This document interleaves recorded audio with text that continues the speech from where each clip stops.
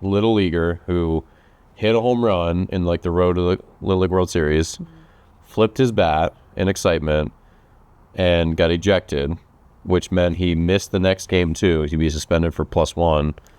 His dad sued, and the court ruled that Little League didn't make it clear that this was like in their rule. Yeah, like it said this wasn't clearly unsportsmanlike conduct as laid out by their rules. So he reinstated the kid. The kid got to go back. Okay. How do you feel about that? The courts are now involved. Litigating strikeouts coming soon. Well, never one that's sad that it got to that, but you know, I'm definitely old school in the sense of like act like you've been there before. But if you're celebrating a home run and it's targeted toward your team, like they're little kids, like yeah. I mean, that was probably his first natural reaction. That makes me sad. I mean, that's cool that they actually saw like, what are we doing here? It wasn't clear enough in the rules, and they let him play again. What do you think? I mean, I'm also old school and salty. Like I've thrown at my share of hitters back younger. Now that wasn't to say it was right. I mean, sportsmanship is a journey. Like a lot of the stuff we see on Twitter where players are acting badly. Like I had those moments. You might have had those moments. I don't know. But like It's perfect. It's along a path. But like I would never advocate that kids throw at hitters in retribution for something now. You can hurt someone that way, right?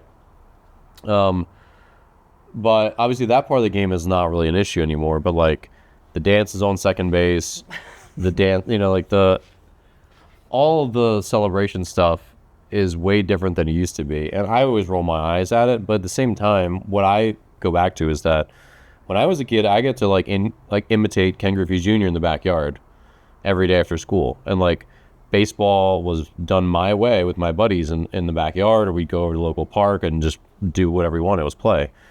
And now kids don't get that.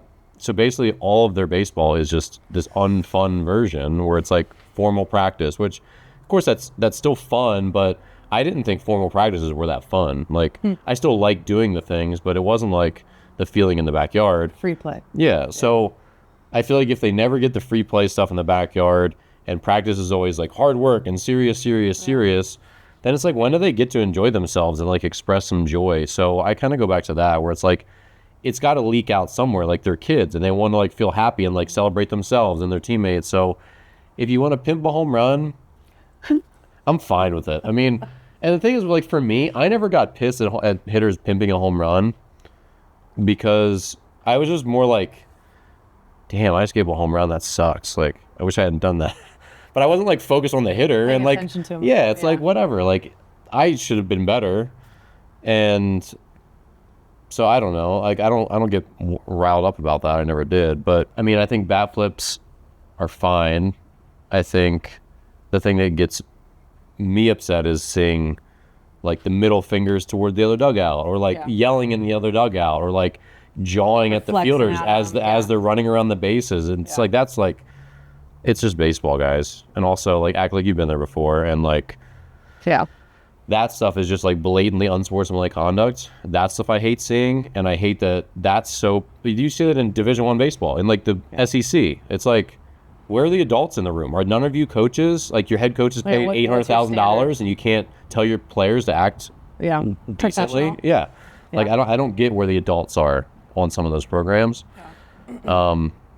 But it trickles down because then kids see that and they think like, oh, I need to flex and like yell into the other dugout when I strike someone out. And like literally not one time in my life have I ever done that. I was just a more stoic player, and it's like, yeah, it's just a strikeout. Some of the let the kids play thing is fine, but I think there's a line that we all understand, which is like, just keep it celebratory, keep it positive towards your own team. When it becomes combative verbally or whatever towards the other team, that's the line, I think, on sportsmanship. It's like, you can celebrate. If you want to flip your bat, you want to do a weird little dance because we're all weird kids now, you can do that. But like, we're just not going to jaw at the other team. And I think I'm fine with that. That's personally. A good, I agree. I think that's a good basic rule. Is like, if we're going to bend, as we have both said, we're old school, which we're salty, crotchety old people now. No, it's true. Like, act like you've done it before. And I guess what I really thought of while you were talking was, it's like, it's your job to get outs, however the outs come. And so number one, it almost looks like you're surprised when people are like Right. overly emotional about it. It's like when that's your job, I do that right? all the time. Yeah. Right. Or on a home run or whatever. Like one of the things that drives me crazy is just game awareness. So like if your team is down 6-0 and it's the 4th inning and you hit a home run and you're jogging around fist pumping like this, I'm like, cool, now we're losing 6-1. That. And it's almost like if I Yeah. have to explain that to you, like the moment is so far past. Like Yeah.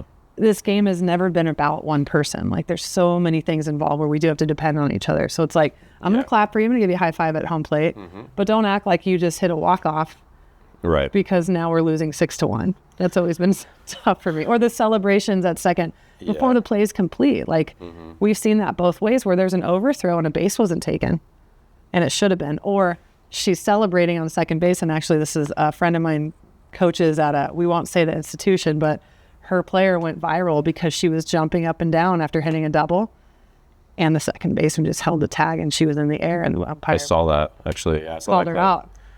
out. Yeah. So yeah, finding the balance. But I do think that's a really good point. It's like when you were in the backyard being Ken Griffey Jr., you were role playing, and it was fun and freeing, and to finish like that all the way back like you did.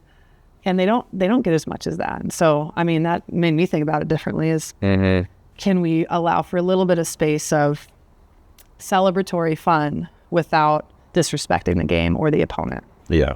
Yeah. And I think, I just think all coaches just need to have that conversation with themselves nowadays to like figure out that balance. Like, yeah, we can act like a professional, but also we're 14, right? So what does that even mean? And my other thing is just like, if you get too high and too low, it's not good for performance either. Yeah. It's like, I'm not going to be fist pumping after getting out of the bases loaded jam in the second inning. Like I'm just not. It's the second inning. And if I'm emotionally high because I'm like fist pumping and I get myself higher, then I go in, I cool off, and it's hard to get back up. It's like the bigger the waves are, I just think like the more we can just stay smooth throughout the game is important. And if there's a crescendo at the end, like you get out of that bases loaded jam in the 7th, and that's like probably the last inning for you as a pitcher, and you preserve the 2-1 lead, and you want to give yourself a fist pump, like so be it. Like that's not my personality. I still wouldn't in that position, but like I'd still be excited inside. It just like wasn't going to come out. But like some guys will do that, and it's totally fine. It's in context. It's whatever. But if you're like having those moments throughout the game, I just think it's really hard to be mentally level. And it's like, where do you go next? Where do you go from there after you celebrate? And then like, how quickly do you refocus? You know, it's like, so yeah. But the conversation I think is important because there's too many crotchety old people like who are like, and then the kids are like, oh, you adults, you boomers don't get it. And it's like, there's somewhere in between. But I do think the kids need space to like have joy and express joy, have that connection. Without hurting themselves and hurting their performance and like, getting off track.